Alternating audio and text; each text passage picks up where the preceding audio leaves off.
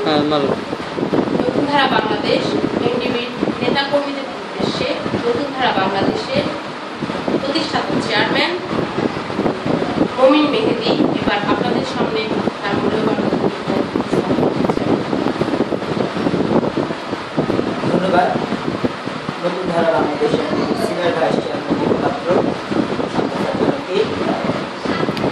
আজ আমরা প্রথমেই নতুন ধারা বাংলাদেশ নেতাকর্মীদের উদ্দেশ্যে বক্তব্য দিচ্ছি। সেই বক্তব্য শুরুতেই আমরা তীব্রতার সাথে স্মরণ করছি বায়ান্নর সেই আনুষ্ঠানিকদেরকে, স্মরণ করছি একাত্তরের বীর মুক্তিযোদ্ধাদেরকে, এবং তাদের রক্তের বিনিময়ে অর্জিত হয়েছে আমাদের স্বাধীনতা, তাদের প্রতিটি আত্মার প্রতি বিনম্র শ্রদ্ধা। একই সাথে আমরা স্মরণ করছি সেই সকল জাতীয় বিদ্রোহীকে যাদের আন্দোলন সময়ের মধ্য দিয়ে বাংলাদেশ ৪৩ বছর।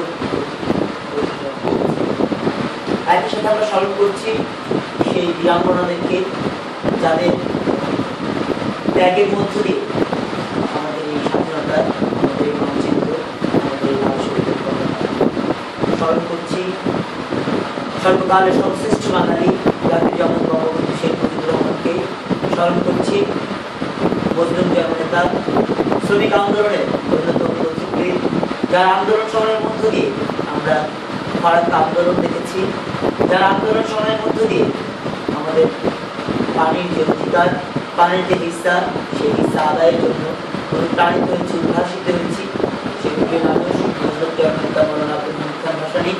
স্মরণ করছি সেই মানুষকে যাকে গণতন্ত্রের মানসপুত্র বলা হয়, যাকে বাংলাদেশের জন্য একজন অন্যতম প্রতিকৃত বলা হয়, সেই শহীদ সোহরাওয়ার্দী, হোসেন শহীদ সোহরাওয়ার্দীকে স্মরণ করছি।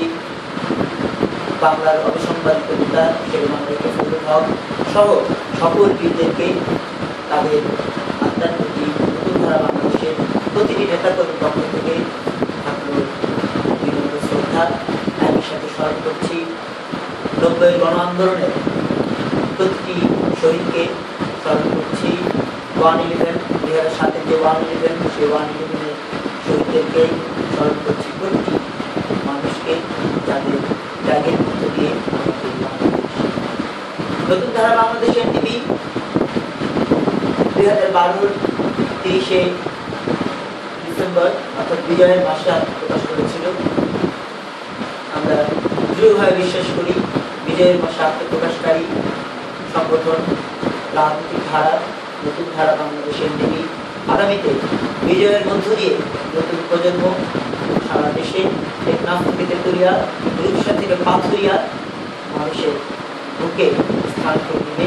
মানুষ আমাদেরকে আন্তরিকতার সাথে ব্যালটের মাধ্যমে রায় দিয়ে নির্বাচিত করবে, যাতে করে নতুন প্রজন্মের অধিকার রক্ষার পাশাপাশি সারা দেশে সকল মানুষের অধিকার রক্ষার জন্য আমরা থাকতে পারি। নতুন ধারা বাংলাদেশ এনটিভি তার যে লক্ষ্য, তার যে উদ্দেশ্য, সেই উদ্দেশ্য হচ্ছে একটি সত্যিকারের সোনার বাংলাদেশ নির্মাণ, যেখানে বেকারত্ব থাকবে না, যেখানে দারিদ্র থাকবে না, যেখানে ধর্ষণ হানাহানি থাকবে না। এই লক্ষ্যের একটি ধারা নতুন ধারা বাংলাদেশ মনে করে সবাইকে ঐক্যবদ্ধ হওয়ার এখনই সময়। কেননা আমরা দেখতে দেখতে ৪৩ বছর পার করেছি। আমাদের জাতির জনক বঙ্গবন্ধু শেখ মুজিবুর রহমানকে ক্ষমতা অধিষ্ঠিত হওয়ার মাত্র ৪ বছরের মধ্যে ঘাতকরা হত্যা করেছে নির্মমভাবে। একই সাথে আমরা দেখেছি যখন শহীদ জিয়াউর রহমান রাষ্ট্রপতি হিসেবে দায়িত্ব পালন করেছেন, তখন বিভিন্নভাবে কালখনন কর্মসূচি, কৃষি বিপ্লব সহ বিভিন্ন কর্মকাণ্ডের মধ্য দিয়ে আমাদের দেশের উন্নয়ন, দেশের মানুষের কল্যাণের জন্য কাজ করেছেন। ঠিক তখন তাকেও হত্যা করা হচ্ছে, হত্যা করছে ঘাতক চক্র। একইভাবে আমরা দেখেছি ৯০-এর স্বৈরাচার বিরোধী আন্দোলনের সময় আওয়ামী লীগ, বিএনপি ঐক্যবদ্ধ হয়ে কাজ যখন করেছে, ঠিক তখন যুদ্ধাপরাধী জামাত শিবির এই সুযোগে বিএনপি এবং আওয়ামী লীগের কাছাকাছি এসেছে। আমরা দেখেছি রাজনীতির সময় আওয়ামী লীগের সাথে কাজ করেছে, বিএনপির সাথে কাজ করেছে জামাত শিবির। আজ আওয়ামী লীগের এই প্রান্ত থেকে ও প্রান্ত প্রতিটি কমিটিতে জামাত শিবির রয়েছে। বিএনপির সাথে তো রয়েছেই, বিভিন্নভাবে তারা জাতীয় পার্টি, বিপ্লবী workers party, workers party, communist party সহ বিভিন্ন সংগঠনের সাথে জামাত শিবিরের এজেন্টরা যুক্ত হয়ে গেছে। আজকে যারা রাজনীতি করছেন তারা ইসলামের ব্যাংক, জামাত ইসলাম, ছাত্র শিবিরের কাছে জিম্মি হয়ে আছে। তারা হয়তো অনেকেই জানেন না যে আমাদের দেশকে একক ছত্র আধিপত্যের মধ্য দিয়ে জামাত শিবির গ্রাস করতে চলছে। এমন একটি পরিস্থিতিতে নতুন প্রজন্মের ঐক্যবদ্ধ হওয়ার কোনো বিকল্প নেই।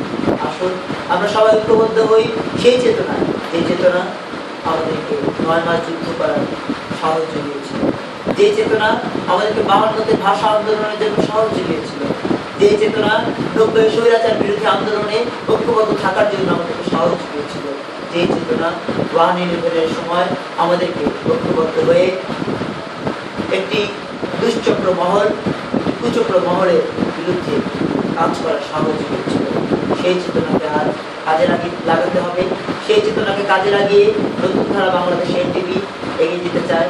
আপনাদের সবার সহায়তা চায়, সার্বিক সহায়তা। কেননা নতুন ধারা বাংলাদেশ এনটিভির প্রতিটি নেতা কর্মী, ছাত্র, যুবক এবং সুশীল সমাজের প্রতিনিধি, তাদেরকে আর্থিকভাবে সহায়তা করার জন্য এখন কেউ নেই। আমি মনে করি আগামীতে আপনারা যদি সত্যিকার সোনার বাংলাদেশ নির্মাণ করতে চান, সেহেতু আমাদেরকে সহায়তা করার কোনো বিকল্প নেই। আওয়ামী লীগ, বিএনপি দেখেছেন, জাতীয় পার্টি দেখেছেন, জামাত শিবিরের গাড়িতে পতাকা দেখেছেন।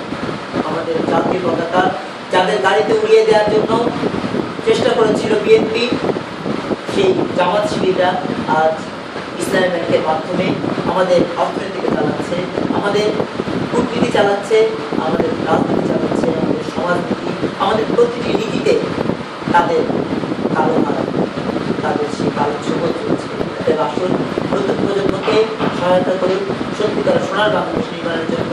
আমাদের যে কার্যক্রম রয়েছে সেই কার্যক্রমের সাথে একাত্মতা প্রকাশ করুন। আমরা কথা দিচ্ছি, যদি আমরা ন্যূনতম একটি ক্ষমতার স্তরে আসতে পারি, কোথাও কোনো দুর্নীতি থাকবে না।